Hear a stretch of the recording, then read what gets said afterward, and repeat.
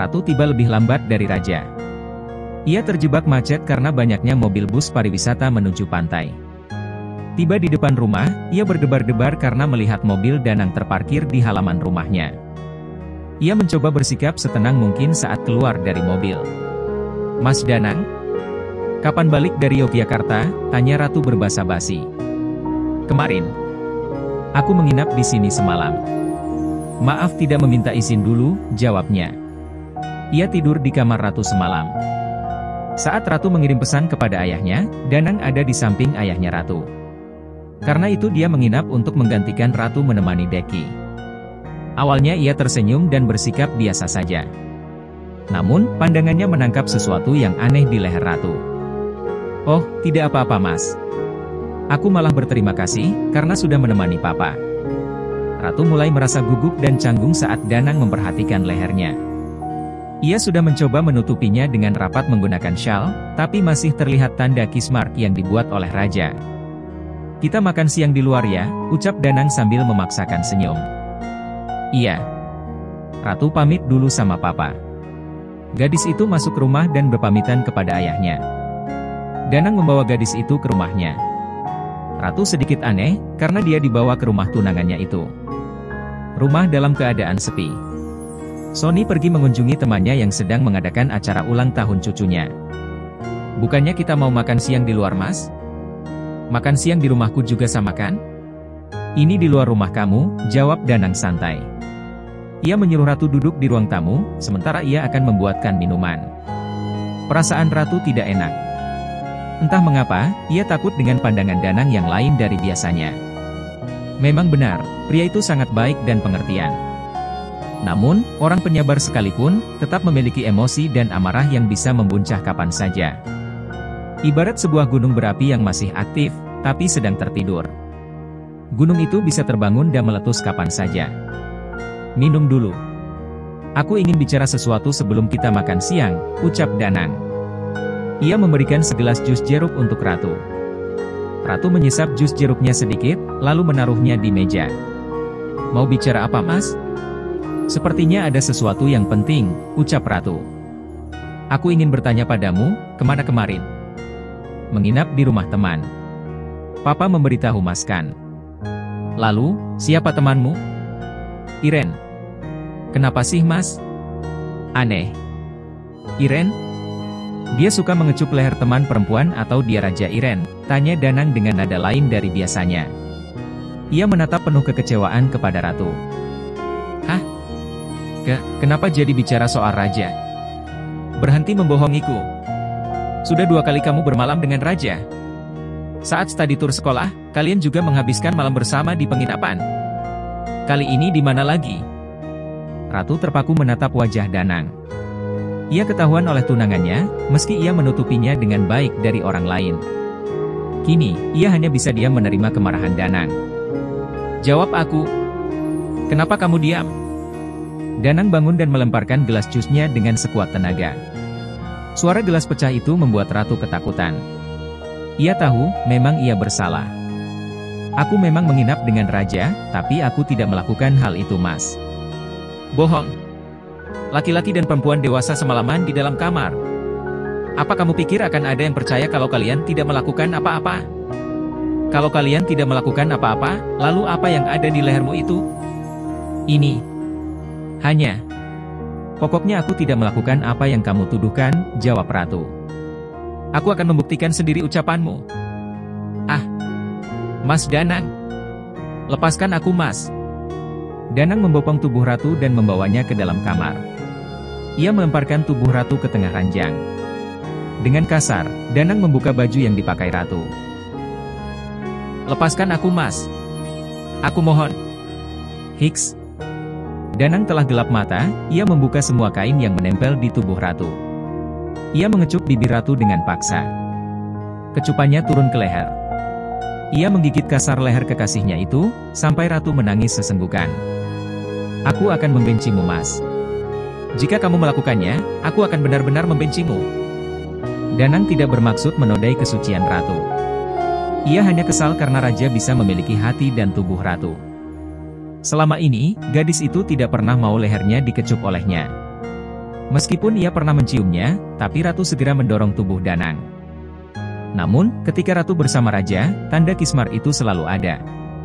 Tangisan Ratu membuat Danang sadar dengan apa yang sedang dilakukannya pada tubuh Ratu. Ia segera bangkit dari tubuh Ratu dan menutupi tubuh polos gadis itu. Ratu menangis terseduh sambil membelakangi Danang. Ia belum pernah terbaring polos di depan Raja. Namun, Danang telah menelanjanginya dengan kasar. Ia terluka, kecewa, karena kejujurannya dijawab dengan ketidakpercayaan Danang padanya. "Jihan! Jihan!" Yuka berteriak memanggil Jihan. Suara lantangnya menggema sampai ke ruang baca. Tristan dan Haruna terkejut mendengar teriakan Yuka. Mereka segera menghampiri Yuka. "Kakak ipar! Ada apa?" "Kenapa berteriak?" tanya Tristan dengan panik. "Jihan! Di mana dia, Tris?" tanya Christian. "Jihan mungkin di kamar Sasha." "Ada apa ini, Kak?" Tristan kebingungan karena mereka berteriak memanggil Jihan. Mungkinkah Jihan melakukan kesalahan besar, sehingga mereka berteriak memanggil Jihan seperti itu? Tristan bertanya-tanya. Yuka dan Christian berlari ke kamar Shahera. Raja, Jihan, dan Shahera terkejut melihat kedua orang tuanya dan orang tua Jihan membuka pintu dengan tergesa-gesa. Saat melihat wajah Jihan pucat pasi, Yuka terkulai lemas. Raja dan Christian menahan tubuh Yuka. Mereka menggotong Yuka dan membaringkannya di ranjang Shahera. "Mah! Bangun, Mah!" Jihan memanggil-manggil ibunya agar segera sadar. Haruna mencari minyak kayu putih di kotak obat, lalu memberikannya pada Christian. Begitu tersadar, Yuka langsung memeluk erat putri semata wayangnya dan menangis pilu. Tristan dan Haruna hanya saling melempar pandangan bingung. Raja dan Shahera yang sudah tahu dengan keadaannya, ikut meneteskan air mata. Haruna semakin kebingungan, ada apa sebenarnya? Ia membatin. "Kenapa kamu menyembunyikannya dari kami?" tanya Yuka sambil terisak. Pelukannya semakin erat di tubuh Jihan. "Menyembunyikan apa? Ada apa sebenarnya?" Tristan mendesak mereka untuk menceritakan masalah yang sedang terjadi. "Kak Jihan, dia terkena kanker tenggorokan, Pak." Raja membantu menjelaskan apa yang sedang Jihan alami. "Apa? Astaga!" Haruna pun ikut berkaca-kaca dan Tristan hanya menganga tak percaya.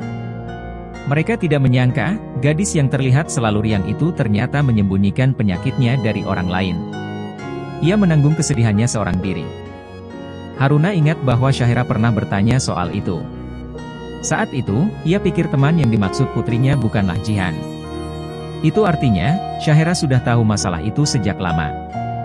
"Jadi, yang waktu itu kamu tanyakan ke Mama, ternyata Jihan?" Haruna bertanya pada Shahera. Putrinya hanya mengangguk pelan. Di dalam kamar Shahera menjadi riuh oleh suara tangisan mereka. Bagaimana tidak sedih? Selama ini, mereka pikir Jihan hanya sakit radang tenggorokan. Tidak pernah terbayangkan sebelumnya, jika itu merupakan sakit kanker. Christian keluar dari ruang kantor kepala sekolah. Ia meminta izin untuk putrinya, Jihan.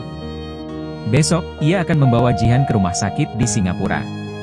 Mereka tidak mau menyerah begitu saja seperti Jihan. Mereka hanya memiliki seorang putri. Bagaimana mereka bisa menyerah untuk mempertahankan putrinya?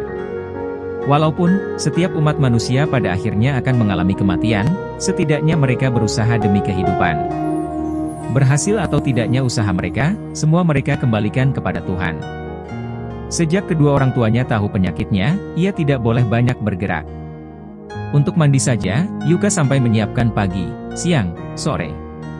Ia menyuruh Jihan untuk benar-benar beristirahat. Jihan merasa bosan.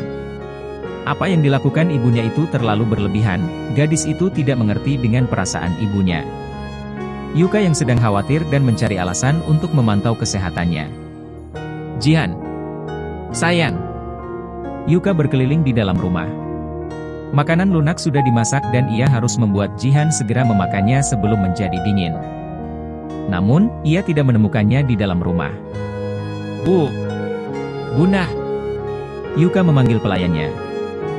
Dengan langkah cepat, Anah menghampiri Yuka. "Ada apanya? Jihan mana?" "Non Jihan, sepertinya pergi keluar tadi." "Keluar kemana?"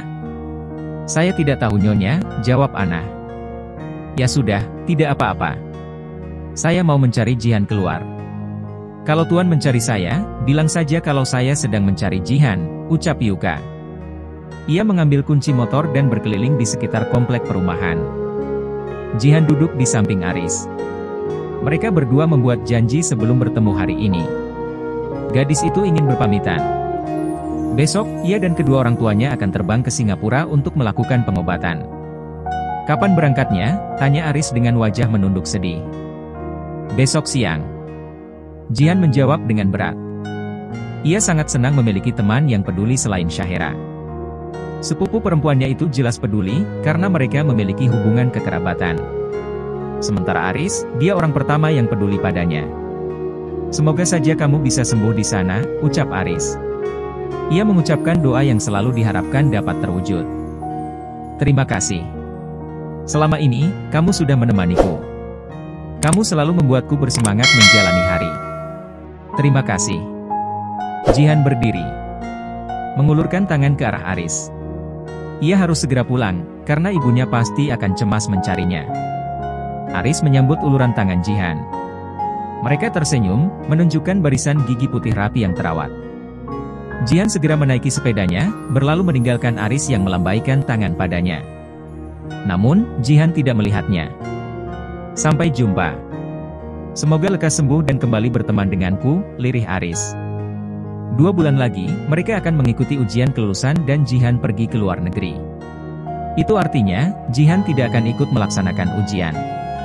Saat Jihan kembali nanti, mungkin mereka tidak akan bertemu di sekolah yang sama. Hal itulah yang membuat Aris sedih.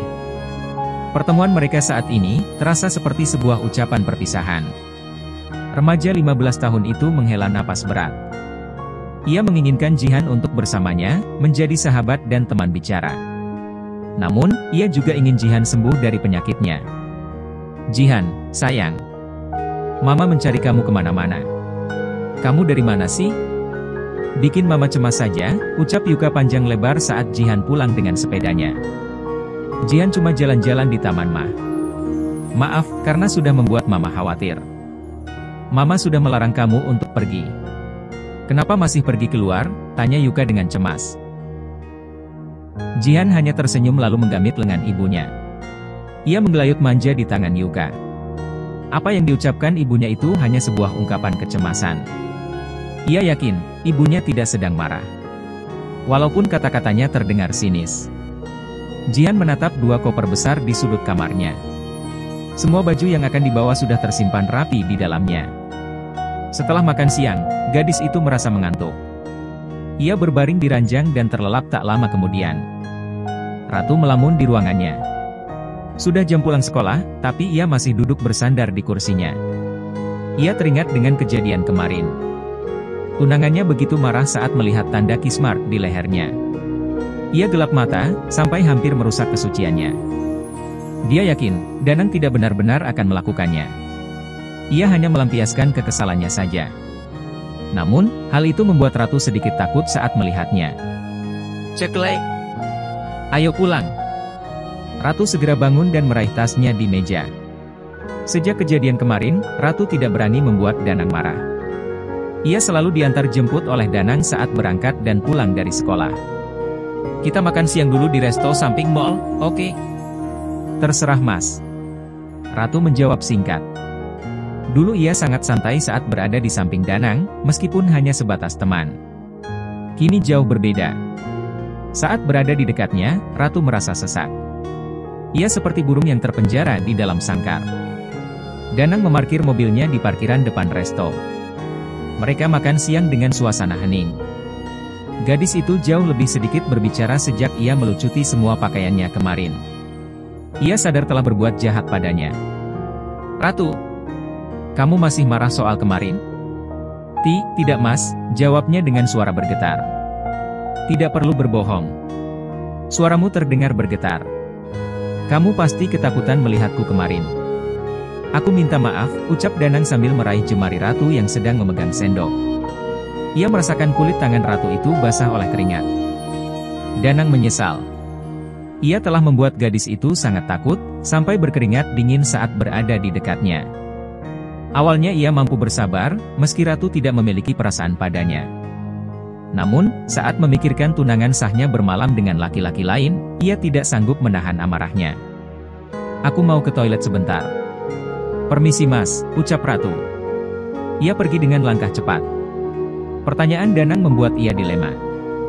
Haruskah ia mengatakan kejujuran tentang apa yang dirasakannya saat di dekat Danang? Atau berbohong bahwa ia baik-baik saja? Keduanya membuat pikiran ratu kacau. Jika ia mengatakan kebenaran, apa Danang akan terima? Semua pria yang merasa memiliki seorang wanita, mereka tidak akan terima jika wanitanya menyimpan pria lain dalam hatinya. Ratu takut Danang akan marah dan melakukan hal di luar kendali seperti yang dilakukannya kemarin siang. Di dalam toilet, ia mengirim pesan pada raja. Ia menceritakan kejadian itu kepadanya. Jawaban dari raja membuat ia sedikit merasa lega. Remaja itu berkata, ia akan menemui Danang dan menjelaskan semuanya. Ia tidak mau Danang terus mencurigai kesucian ratu. Raja akan menjelaskan kalau mereka memang bermalam, tapi tidak melakukan hubungan badan. Setelah merapikan riasannya, ratu keluar dari toilet. Mereka pulang dari resto. Sampai di rumah, Danang langsung pamit pulang. Ia tidak mampir atau mengobrol dulu, karena ia tahu, ratu pasti merasa risih padanya saat ini. Ia akan mendekati ratu dari awal lagi. Citranya di depan ratu sudah rusak. Ia harus bekerja keras untuk mendapatkan hati gadis itu.